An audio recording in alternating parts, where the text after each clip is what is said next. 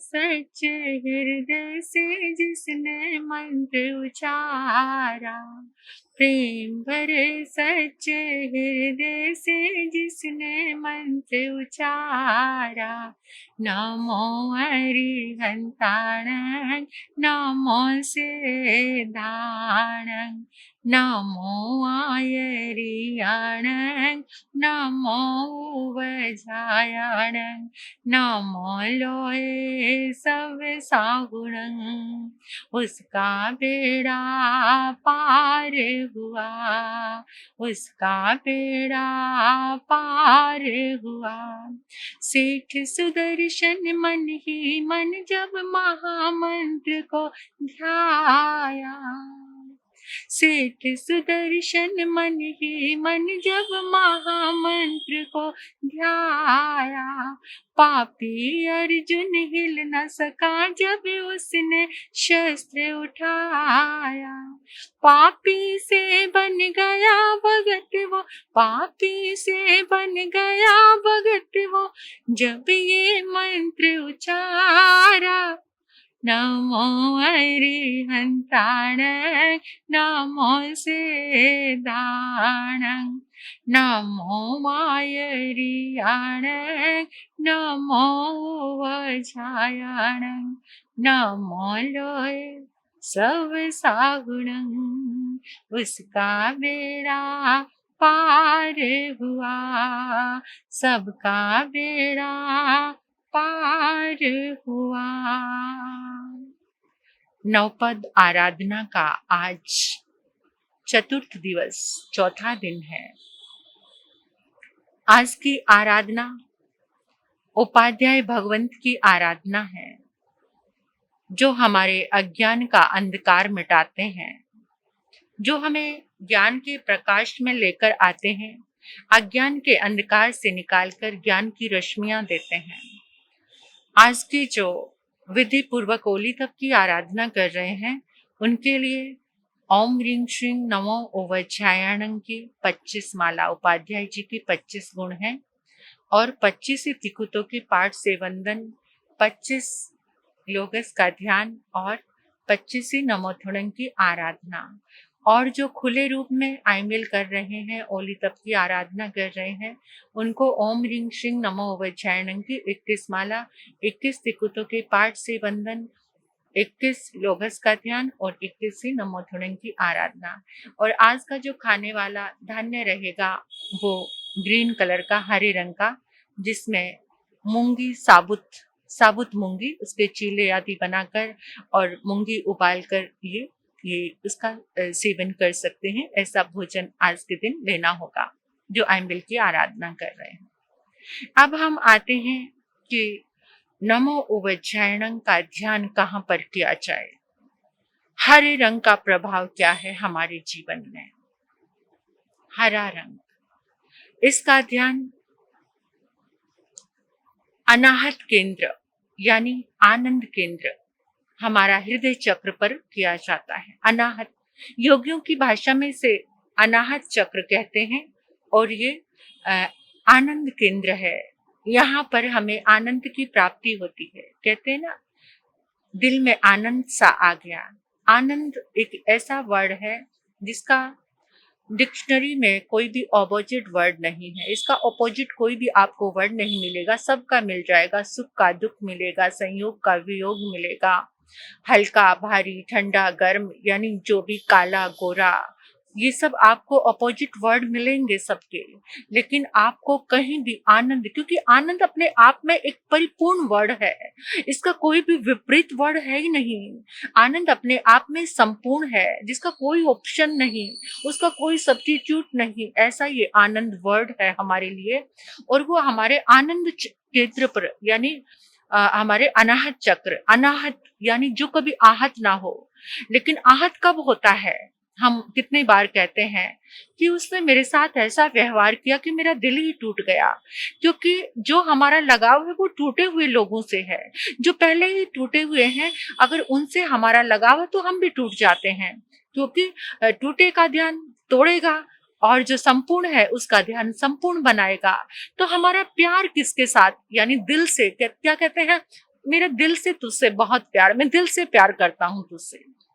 दिल से प्यार करना, दिल से जुड़ना, ये क्या है? हमारे हमारे जितने भी इमोशंस हैं सारे इसी केंद्र से, इस आनंद केंद्र से आगे प्रवाहित होते हैं।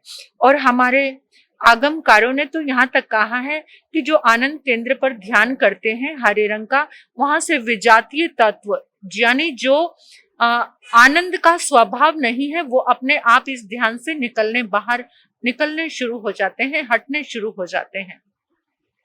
तो इस आनंद केंद्र पर हरे रंग का ध्यान किया जाता है। हरा रंग अपने आप में एक खुशी देने वाला, हैप्पीनेस कहते हैं ना, उसका जीवन बिल्कुल हरा भरा है, यानी पूर्णतः सुख है उसके पास। उसके जीवन में बड़ी हरियाली, उसके उस परिवार में बड़ी हरियाली है, हरा भरा परिवार है। जैसे हरे भरे खेतों को देखकर, लहलाते खेतों को देखकर किसान प्रसन्न होता है, और उसकी प्रसन्नता वो हम तक पहुंचती है। क्योंकि खेत अगर हरे भरे हैं तो उससे हमारा जीवन भी चल रहा है, क्योंकि अनाज वहीं से आ रहा है। हमारे जीवन के लिए जो सबसे जरूरी है वो वहीं से आ रहा है। यानी हरे भरे खेतों को देखकर, हरी भरी हरियाली, उसको देखकर आनंद विभोर अपने आप ही चेहरे पर मुस्कान आ जाती है, आंखों में खुशी आ जाती है। इसका मतलब है कि हरियाली है जो, वो हरा रंग हमें खुशी देने वाला है। हरा रंग हमें शांति देने वाला है। बंजर भूमि को देखकर सब परेशान हो जाते हैं, और बंजर भूमि सबको दुखी कर देती है। तो अंतर से ये आनंद केंद्र अगर हरा भरा है, या हरे रंग का ध्यान कर रहे हैं हम, ओम ह्रीं श्रीं नमो वज्रायणं का हरा रंग आपने देखा कितना पावरफुल है, जो हमें ताप से बचाता है, हमें गर्मी से बचाता है। जब कोई आंखों के ऑपरेशन कराते थे पहले, आजकल भी थोड़ा होता है, लेकिन कुछ थोड़े से ट्रेंड आजकल चेंज हो गए हैं। तो पहले जो ऑपरेशन कराते थे आंखों का, तो आंखों पर हरी पट्टी लगाते थे कि ताकि आंख को गर्मी से कोई नुकसान ना पहुंचे। हरी जो पट्टी होती थी वो ठंडक देने वाली, शीतलता देने वाली होती थी। तो हरा रंग जो है वो हमें शीतलता, कहते जिसके अंदर आवेग और संवेग, जिसके अंदर बहुत इरिटेशन, क्रोध ज्यादा आता है, अगर वो कोई हरे रंग की चीज या हरा स्टोन ग्रीन कलर का वो अपने पास रखता है, पहनता है, तो उसको शांति मिलनी शुरू हो जाती है। तो जो हरा रंग है वो हमें, हमारी रक्षण करने वाला है, हमारी सुरक्षा करने वाला है, हमें शांति देने वाला है। वो खुशहाली और हैप्पीनेस का प्रतीक है कि हमारे जीवन में खुशहाली है, हम हरे भरे हैं। आपने देखा होगा कि जिस समय गर्मी बहुत बढ़ती है तो लोग अपने घर में ग्रीन रंग के कर्टन लगाते हैं, या ग्रीन कलर की जाली सी बाहर अपने गेट पे लगा देते हैं, कि जिससे जो हवा टच होकर आएगी ग्रीनरी से, तो उसके अंदर, और जिसके घर में जैसे पेड़ पौधे हैं वहां से, हरे पेड़ पौधों से हमें ऑक्सीजन भी मिलती है, हमारे जीवन में ऑक्सीजन आती है। तो इसका मतलब प्राण मिलते हैं हमें प्राण देने वाला ये हरा रंग है। तो यहाँ पर हम हृदय चक्र पर अगर दिल को टूटने से बचाना है, तो एक उसके साथ दिल लगा लो जो कभी दिल तोड़ता नहीं, और जिसको याद करने से दिल कभी टूटता नहीं, जिससे प्रेम करने से। हमारा प्रेम कहाँ है, दिल कहाँ लगा हुआ है? तो यही संसार में एक से धोखा मिलता है तो दूसरे की खोज शुरू हो जाती है, लेकिन दिल लगाओ परमात्मा से, जो परमात्मा कभी भी दिल को तोड़ता नहीं, बल्कि तुम्हारे दिल को आनंद से भर देता है। ऐसे इस आनंद केंद्र के महत्व को समझना है। जो कभी आहत ना हो वो अनाहत केंद्र है, और आहत तभी नहीं होगा जब हमारी उस पावरफुल पर्सनैलिटी से हमारा लगाव होगा। तो इस आनंद केंद्र पर ओम ह्रीं श्रीं नमो वज्रायणं हरे रंग को देखना है, उसका ध्यान करना है, या फिर आचार्य उपाध्याय भगवंत के जीवन को, उनके स्वरूप को निहारना है, क्योंकि वो अज्ञान के अंधकार को ज्ञान देने वाले हैं। तो यहाँ से हमारे हृदय से अगर अज्ञान हट गया, यानी दिल में, ये हृदय चक्र में, अगर कुछ विद्वानों ने, आचार्यों ने आत्मा का स्थान भी हृदय चक्र पर माना है, कि जो हमारी आत्मा है, आत्मा का स्थान हृदय चक्र पर है, आनंद केंद्र पर है। तो इस तरह से आचार्य उपाध्याय भगवंत के गुणों का, उपाध्याय भगवंत के स्वरूप का और हरे रंग का जो ध्यान है, हमें अपने इस आनंद केंद्र पर करना है। यही हरे रंग की हमारा महत्व है। और इधर आप सुन रहे हैं श्रीपाल और मैना सुंदरी का महान चरित्र। जिस चरित्र को सुनने से हमारा चरित्र महान बनता है, जिस चरित्र को सुनने से हमारे दुख दर्द मिटते हैं, और जिस चरित्र को सुनने से हमारी दृढ़ दृढ़ श्रद्धा बढ़ती है, यानी श्रद्धा भक्ति हमारी दृढ़ हो जाती है। क्योंकि श्रीपाल और मैना सुंदरी के जीवन में नवपद की ऐसी आराधना थी। तो कल तक आपने सुना था कि श्रीपाल ध्वल सेठ के साथ बब्बरकोट में पहुंचा और बब्बरकोट बंदरगाह पर वहां पर जो धवल सेठ था, उसके जो सैनिक थे, उसको बड़ा अभिमान था अपने सैनिकों पर, और उसने क्या किया, राजा को कर देने की बजाय उसके सैनिकों से भिड़ गया।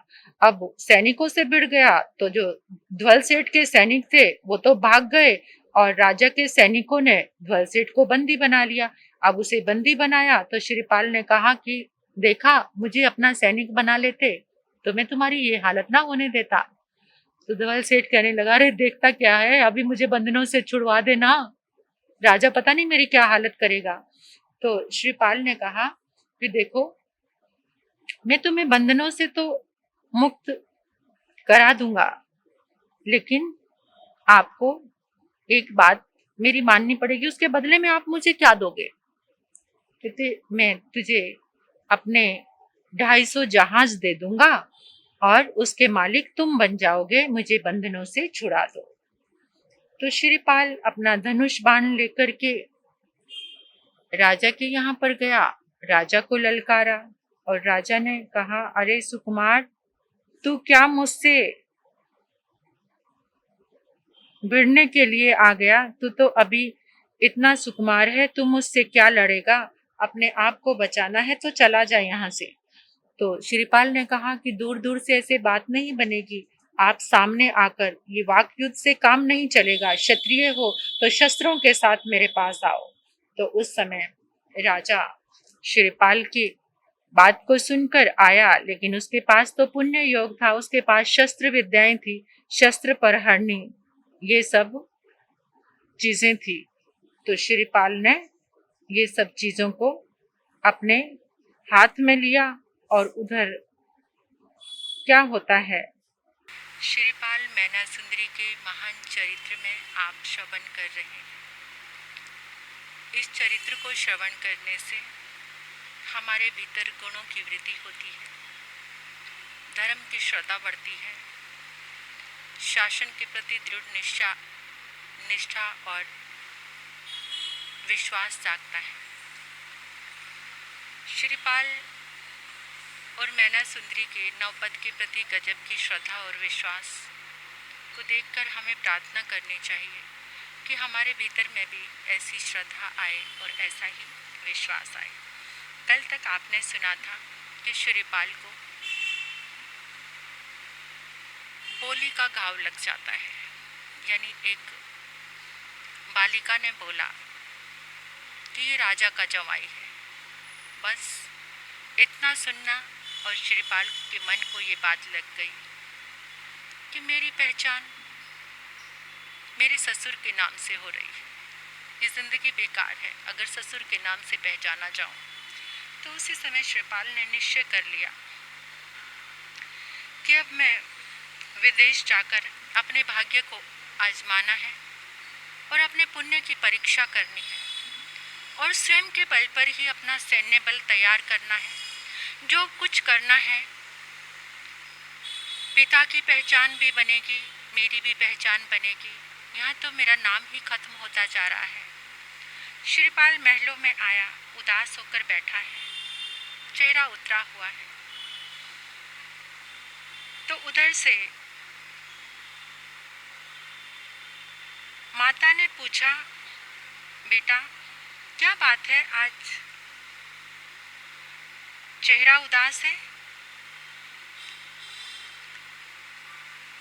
राजा पुण्यपाल ने भी उससे पहले पूछा कि क्या हुआ, तुम्हारा मन उदास लग रहा है, चेहरे पे वो ताजगी नहीं, चेहरे पे वो रौनक ही नहीं है, क्या बात क्या हुई है, क्या किसी ने तुम्हारा सम्मान लोपा है? क्या किसी ने तुम्हारा अवहेलना की है? क्या तुम्हारी किसी ने बेइज्जती की है? उदास क्यों दिखाई दे रहे हो? यदि चंपानगरी का राज्य चाहते हो तो अभी चढ़ाई कर देते हैं। श्रीपाल ने कहा, नहीं,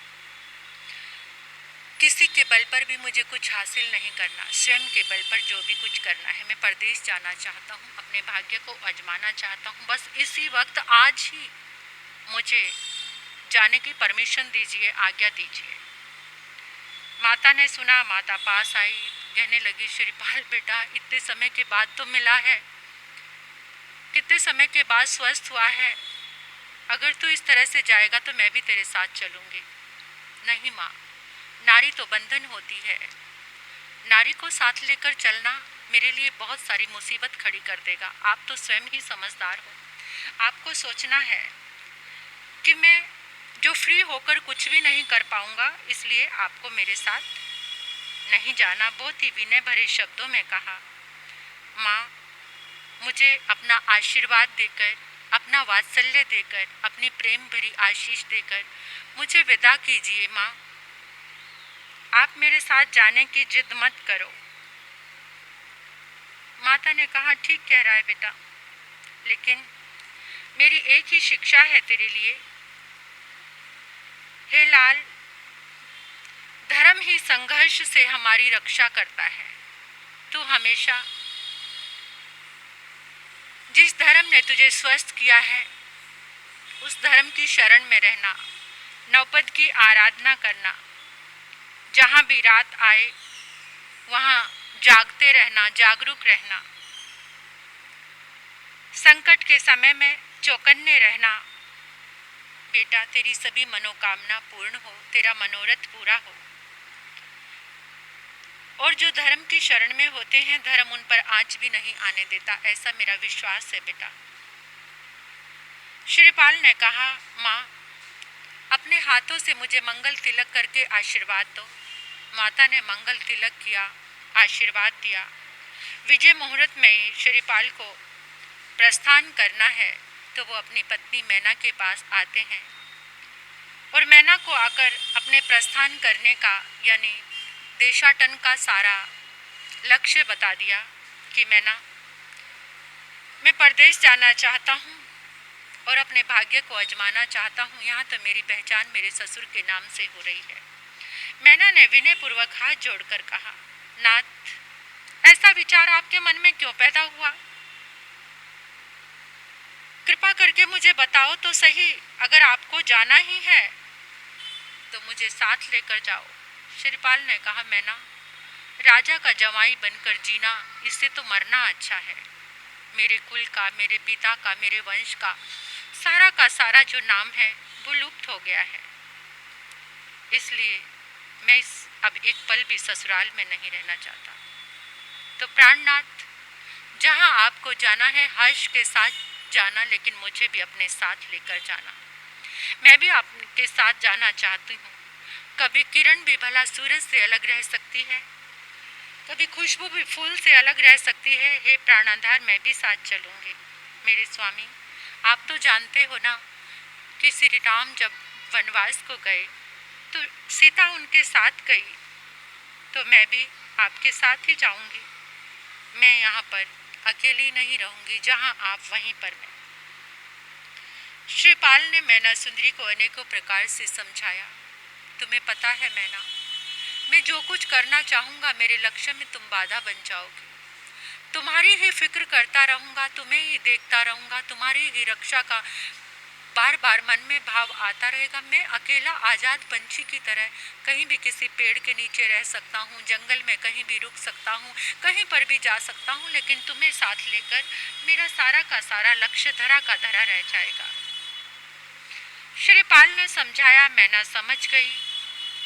मैना की विनती सुनकर श्रीपाल बोले, मैना, तुम यहीं पर प्रसन्न रहना, यहाँ पर माँ की सेवा करना, यही तुम्हारे जीवन का गहना है। जितना मन करे दान पुण्य करना, धर्म के कार्यों में स्वयं को लगाना, नौपद का ध्यान करना, संतों की सेवा करना, स्वाध्याय करना। ऐसी शिक्षा युक्त बातों को सुनकर मैना बोली, ठीक है, मैं ये सब करूंगी और मेरा मन भी है ये सब करने का, क्योंकि धर्म ही मेरा जीवन है। लेकिन मुझे एक बात बताओ कि वापस कब आओगे? कब आपका दर्शन होगा? कब कौन सी वो पुण्य घड़ी होगी जब आप वापस आएंगे? श्रीपाल ने कहा कि सुनो मैना, 12 वर्ष बीतने के बाद जो अष्टमी का दिन होगा, उस दिन मैं तुमसे आकर मिलूंगा। ये मेरा वचन है तुम्हारे लिए। चाहे प्रकृति अपना नियम तोड़ दे, पर मैं अपना वचन नहीं छोड़ूंगा। मेरे वचन का प्रमाण तुम मान लो मैना। पत्थर की रेखा समझ लेना, जो मैं कहता हूँ उसे पूरा करता हूँ। प्राण जाए पर वचन न जाए, ये क्षत्रिय का वचन है तुम्हारे लिए। मेरे वचन नहीं बदलेंगे, हमेशा सत्य हैं और सत्य ही रहेंगे। इसलिए तुम अपना पूरी तरह से ख्याल रखना। पति के वचनों को प्रमाण मानकर मैना बोली, ठीक है, मैं आपके साथ नहीं जाऊंगी, लेकिन याद रखना, जब तक आप नहीं आएंगे तब तक मैं सचित का त्याग रखूंगी। भूमि पर शयन करूंगी, एकाशन व्रत धारण करूंगी, सारे श्रृंगार का, स्नान का, सब चीज़ों का त्याग करूंगी। अब ये धरती ही मेरी शैया रहेगी। जिनेश्वर देव का ध्यान करूंगी। याद रखना, आपकी यात्रा मंगलमय हो। और मेरा भी आपसे कुछ कहना है, छोटी सी मेरे दिल की बात है, वो अपने साथ लेकर जाओ। मेरे लिए वो सौभाग्य का दिन होगा प्राणनाथ, जब वापस आप लौट कर आओगे। लेकिन एक बात याद रखना, अगर आप समय पर जो आपने वचन दिया है, अगर उस समय पर आप वापस लौटकर नहीं आए, तो समझ लेना कि ये मैना सुंदरी उसी दिन दीक्षा अंगीकार कर लेगी। यानी मैं साध्वी बन जाऊंगी, भागवती दीक्षा अंगीकार कर लूंगी। आप अपने वचन के पक्के रहना। और परदेश में जाओगे। मैं ना थोड़ी भावुक हो गई पति को जाते देखकर। उसकी आंखें नम हो गई और कहने लगी, स्वामी, मुझे पता है आप बहुत पुण्यवान हो, ओजस्वी हो, यशस्वी हो। जहाँ जहाँ आप जाओगे सब जगह आपका बहुत सम्मान होगा। राजा महाराजा सब आपको सम्मान देंगे, राज्य के मालिक बनोगे, अनेकों राजकुमारियों से आपका विवाह होगा। लेकिन उन सब रानियों के बीच में इस मैना को भूल ना जाना। अन्य के साथ विवाह होने पर मुझे विश्राम मत देना। आपके हृदय में मेरा स्थान रहे, बस इतना ही चिंतन अपने मन में रखना। मैना सुंदरी ने ये सब बातें कही, आंखें नम हो गई। श्रीपाल भी भावुक से हो गए। तो उसी समय श्रीपाल ने मैना की इस हार्दिक विनंती को सुना और कहा, देखो मैना, हम वचन के पक्के पुरुष हैं। एक बार जो मुंह से निकाल दिया वो निकाल दिया। और तुम्हारा स्थान तो कितना अद्भुत है। तुम क्या हो मेरे लिए, ये तुम्हें खुद को भी नहीं पता है। तुमने तो मेरी जिंदगी में इतना उपकार किया है कि कोई भी कर नहीं सकता। इसलिए तुमने मेरा परलोक सुधारा है, मेरा जीवन सुधारा है, मेरे जीवन में धर्म दिया है। तुम तो मेरी धर्म संगिनी हो। मेरी चेतना का रिश्ता भी तुम्हारे साथ जुड़ गया है मैना। केवल इस देह का रिश्ता ही नहीं, चेतना का रिश्ता भी तुमसे जुड़ा है। तुमने मेरी चेतना में धर्म दिया है, नवपद की आराधना दी है। इस तरह से दोनों में वार्तालाप हुआ। और उन भावुक क्षणों में मैना सुंदरी ने श्रीपाल के हाथ में तलवार थमा दी। श्रीपाल ने अपनी पीठ पर ढाल और अकेले ही शुभ मुहूर्त में प्रस्थान किया। श्रीपाल प्रस्थान करते हुए आगे बढ़ने लगे। नवपद की आस्था मन में थी, नवपद का शरणा साथ में लिया और अनेकों नगरों में, गांवों में अनेकों तरह के कौतुक देखते हुए श्रीपाल अनेकों वनों को, पर्वतों को, अटवियों को लांघते हुए एक वन में पहुंचते हैं।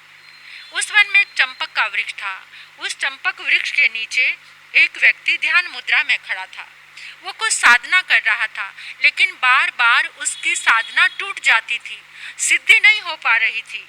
वो जो साधना कुछ विद्या सिद्ध कर रहा था, तो उसकी साधना नहीं हो पा रही थी।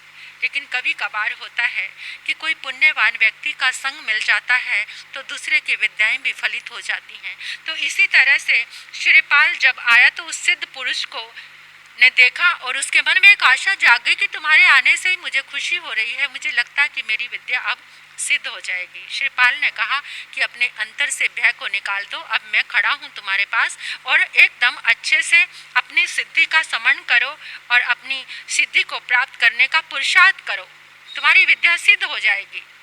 श्रीपाल का कहा मानकर विद्या सिद्ध पुरुष अपनी सिद्धि करने के लिए बैठ गया और जैसे ही उसने सिद्धि के लिए बैठा, अपना पुरुषार्थ किया, ध्यान किया, जप किया, जो भी उसकी साधना थी वो की, तो एकदम उसकी विद्या सिद्ध हो गई। अपने इस उपकारी को देखकर वो हाथ जोड़कर विद्याधर कहने लगा कि देखो, आपके कारण ही मेरी विद्या सिद्ध हुई है। अब मेरी ये जो विद्या है इसके अधिकारी आप हैं, इसे ग्रहण करो। इसमें से 2 विद्या मैं आपको देना चाहता हूँ और वो 2 विद्याएं श्रीपाल के चरणों में उस विद्याधर ने रख दी। एक जल तरणी, एक शस्त्र परहरणी। एक ऐसी विद्या थी कि जिसे लेकर जल में चला जा सकता था और एक ऐसी विद्या थी कि कोई भी शस्त्र का प्रहार करे तो उस पर शस्त्र का प्रहार नहीं हो सकता था। इस तरह से विद्याधर श्रीपाल दोनों आगे चलने लगे। आगे चलकर एक पर्वत पर आ गए। वहाँ पर भी सामने क्या देखते हैं कि एक विद्याधर वो भी अपनी सिद्धि करने में लगा हुआ था। विद्याधर ने फिर श्रीपाल की ओर देखा और मानो कह रहा है कि हे पुण्य पुरुष, मुझे भी सफलता दिला दो, आपके चेहरे को देखकर ही मैं प्रसन्न हो गया हूँ। श्रीपाल ने कहा कि भले आदमी, आप इतने दिनों से जो विधि कर रहे हो उस विधि को अब मेरे सामने करो, क्योंकि श्रीपाल को अपने नवपद पर बहुत विश्वास था। जैसे ही वो सिद्ध पुरुष सिद्धि में बैठा, श्रीपाल ने नवपद की आराधना की और प्रार्थना की, तो वो एक रसायन सिद्ध कर रहा था, ऐसा रसायन जिससे स्वर्ण बनाया जा सकता था, सोना बनाया जाता था। तो जैसे ही उसकी रसायन विद्या सिद्ध हुई तो उसने एकदम वहाँ सोने का ढेर बना दिया। सोने का ढेर बना गया, चारों तरफ चमक फैल गई। उसी क्षण उस विद्याधर ने कहा कि हे कुमार, देखो, तुम्हारे आगमन से मेरी विद्या सिद्ध हो गई, गजब हो गया। और खुश होकर उसने कहा कि इस सारे सोने के ढेर के अधिकारी तुम हो, तुम्हारे ही कारण, तुम्हारे ही उपस्थिति में, तुम्हारे पुण्य के प्रताप से मेरी ये विद्या सिद्ध हुई है और अब इसके अधिकारी तुम हो, इसे ग्रहण करो, उठा लो इसे। श्रीपाल ने कहा कि देखो, मुझे तो ना जाने अभी कहाँ कहाँ भटकना है, इस जोखिम को मैं अपने साथ नहीं लेकर जा सकता, इसे तो तुम ही संभालो। उसने बहुत मनुहार करके कहा कि नहीं, थोड़ा तो कुछ लेना ही पड़ेगा। तो उस समय श्रीपाल ने उसमें से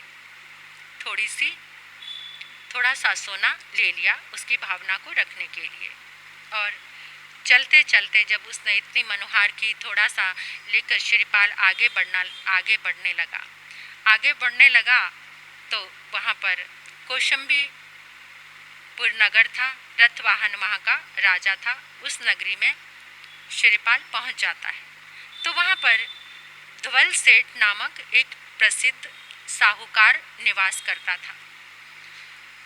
उस साहूकार के 500 जहाज सामान से भरे हुए थे और वो व्यापार करने के लिए जा रहा था। उसके पास 10,000 सैनिक थे जो 12 वर्ष तक उसके साथ रह सकते थे और वो बहुत सारी सामग्री के साथ अपने लाम लश्कर के साथ व्यापार के लिए जा रहा था। तो भरूच नगर के समुद्र के बीच में पहुंचकर उसके जहाज फंस गए। धवल सेठ घबरा गया कि अब क्या होगा, फंसे हुए जहाज़ों को कैसे निकाला जाएगा। तो तो वो राजा के पास आया। राजा के पास आया, राजा ने एक ज्योतिषी को बुलाया। ज्योतिषी ने देखकर कहा कि अगर कोई 32 लक्षणों वाले युवक की बलि दे दी जाए तो तुम्हारे जहाज चल जाएंगे। तो उसी समय राजा को, जब ज्योतिषी ने ये बात बताई तो उसने धवल सेठ को सारी बात बताई। धवल सेठ कहने लगा, ठीक है महाराज, इसकी सारी व्यवस्था तो आपको ही करनी पड़ेगी, आप ही ये सारी व्यवस्था करेंगे और आपके कारण ही हम इस मुसीबत से बाहर निकल सकेंगे। तो राजा ने अपने सिपाहियों को आदेश दे दिया, जाओ नगरी में ढूंढो जहाँ पर कोई ऐसा युवक नजर आए तुम्हें कि जिसका नगरी में कोई रिश्तेदार ना हो, कोई सगा संबंधी ना हो, बिल्कुल अकेला हो, जिसको रोने वाला कोई भी ना हो, ऐसे युवक की खोज करो। तो उस समय वो जो सैनिक थे वो भागते फिरते पूरे नगर में ढूंढते ढूंढते वहाँ पर एक उद्यान में आ गए। उद्यान में जहाँ पर शिरीपाल सोया हुआ था उसके पास आकर कोलाहल करने लगे, शोर करने लगे। तो शिरीपाल ने शोर सुना और शिरीपाल एकदम उठ गया। उठकर आंखें खोलकर चारों तरफ देखने लगा और चारों तरफ देखने लगा तो ये क्या, चारों तरफ से घिरा हुआ था। सशस्त्र सैनिक, महाजन आदि सब इधर उधर देखने लगे और वो सैनिक शिरीपाल को देख रहे थे और शिरीपाल सैनिकों को देख रहा था। तो उन्होंने कहा, ओहो हमारा काम हो गया, इसका ना कोई सगा है, ना संबंधी है, ना रिश्तेदार है। शिरीपाल ने कहा कि साफ साफ बताओ बात क्या है, बिल्कुल मत डरो। उन्होंने कहा, महाराज धवल सेठ एक प्रसिद्ध साहूकार है जिसके सारे जहाज समुद्र में अटक गए हैं, उन्हें कैसे निकालना है, कोई युक्ति बताएं। तो उन सैनिकों ने शिरीपाल से कहा कि किसी ज्योतिषी ने बताया कि एक ऐसे, यानी सारी बात बता दी, उसकी बलि देनी है, इसी कारण से आपके पास आए हैं। शिरीपाल ने उनकी सारी बातें सुनकर कहा कि तुम लोग राजा के कहने से यहाँ पर आ गए। वो तो एकदम शिरीपाल की तेज आवाज सुनकर ही घबरा गए। तो उन्होंने कहा, निर्भय हो जाओ, डरने की बिल्कुल भी जरूरत नहीं, तुम धैर्य धारण करो, मैं तुम्हारे साथ चलता हूँ। मेरे भाग्य में क्या लिखा है मैं आज उसकी परीक्षा जरूर करूँगा। सेठ जी कहाँ पर हैं मुझे बताइए, मैं सभी का कष्ट दूर कर देता हूँ। शिरीपाल को साथ में लेकर सैनिक व महाजन सेठ के पास आए और कहा कि आपकी मनोकामना पूर्ण हो गई है, ये इच्छित पुरुष मिल गया है। सेठ ने अपने कर्मचारियों को आदेश दिया कि बाजे बाजे के साथ इसे स्नान कराओ, चंदन लगवाओ, इसकी पूजा करो, इसकी बलि करनी है, बलि देनी है। शिरीपाल ने सेठ से कहा कि बलि किस लिए, आपकी भावना क्या है, जहाज पुण्य चलाने चाहते हो या बलि देना चाहते हो। तब सेठ ने कहा, सुनिए मेरी आपसे कोई शत्रुता नहीं है, मैं तो जहाज चलाना चाहता हूँ, आप अगर जहाज चला दो तो बलि देने की जरूरत ही नहीं है। शिरीपाल एकदम उसकी बात सुनकर गंभीर हो गया और कहने लगा, अरे मूर्खों के नेता, अपने स्वार्थ के लिए तू किसी के भी प्राण लेने के लिए तैयार हो गया था। अज्ञानी, ये तुझे उपाय अच्छा लगा किसी को मारना। इतना गुस्सा आया शिरीपाल को, इतना एकदम तेज, उसका अलौकिक तेज देखकर सेठ स्वयं उसके पास आया और चरणों में झुककर दोनों हाथ जोड़कर कहने लगा, आप मुझे क्षमा कर दीजिए, मुझे क्षमा कर दीजिए। शिरीपाल ने सेठ से कहा, तुम अन्यायी हो, अत्याचारी हो, तुम्हारा मुंह देखने से भी पाप लगेगा, तुम नरक में जाने योग्य अधर्मी प्राणी हो। सेठ ने पुनः नमन करके कहा, हे करुणावान, हे दयावान, मुझे क्षमा कर दो, आपका बड़प्पन इसी में है। शिरीपाल की मुख मुद्रा क्षमा मांगते ही एकदम शांत हो गई और सेठ पर करुणा के भाव से जागृत हुए जहाज के पास आया और चलो उसको निकालने का प्रयास करते हैं।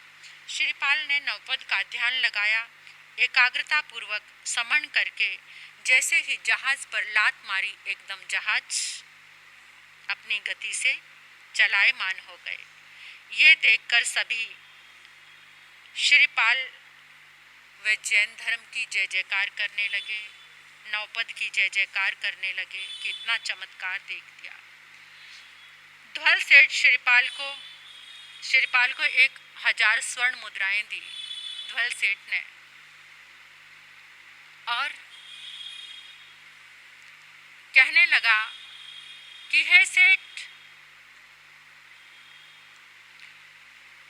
प्रसन्नता के साथ निवेदन किया और कहा कि देखो, मैं तुम्हें स्वर्ण मुद्राएं दूंगा, आप मेरे साथ चलिए। मेरे पास 10,000 सैनिक हैं, उनको प्रतिवर्ष 1,000 स्वर्ण मुद्राएं देता हूँ।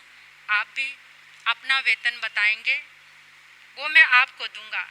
श्रीपाल ने कहा कि मैं प्रतिवर्ष 1 करोड़ स्वर्ण मुद्राएं लूँगा।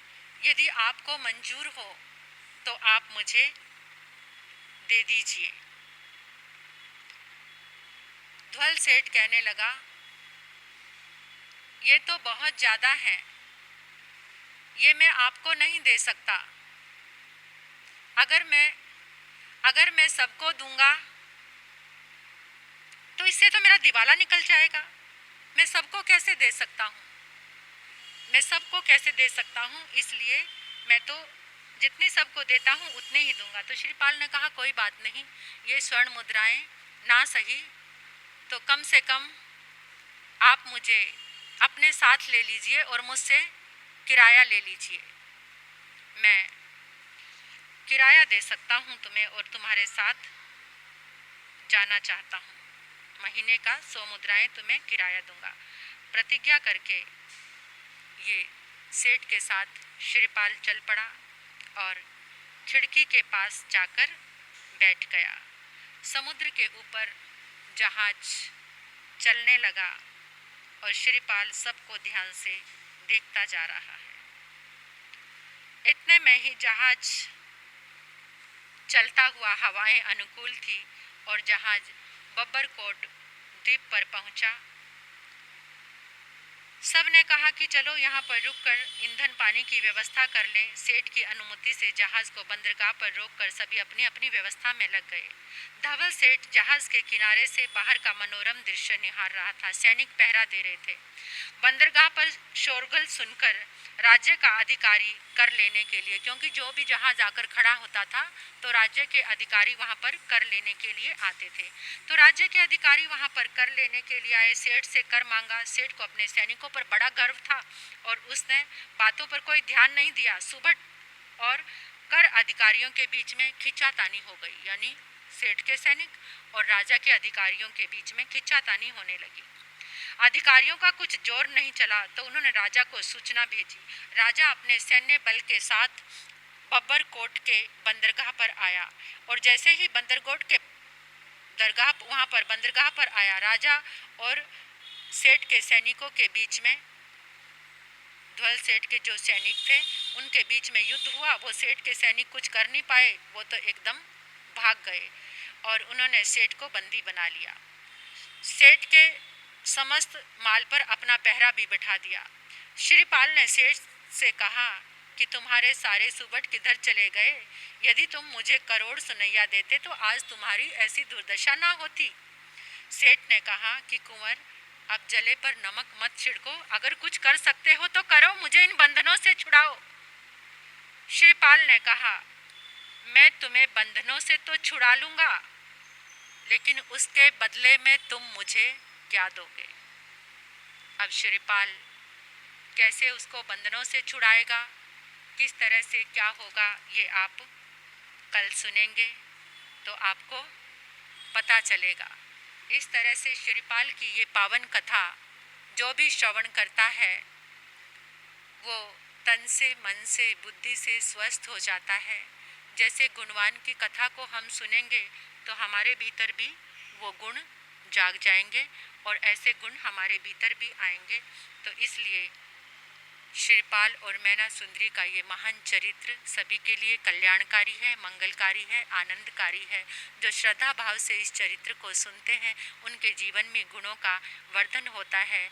गुणवान का चरित्र सुनेंगे तो हम गुणी बन जाएंगे और हमारे भीतर में भी वैसे ही गुण आने लगेंगे। बोलिए भगवान महावीर स्वामी की जय।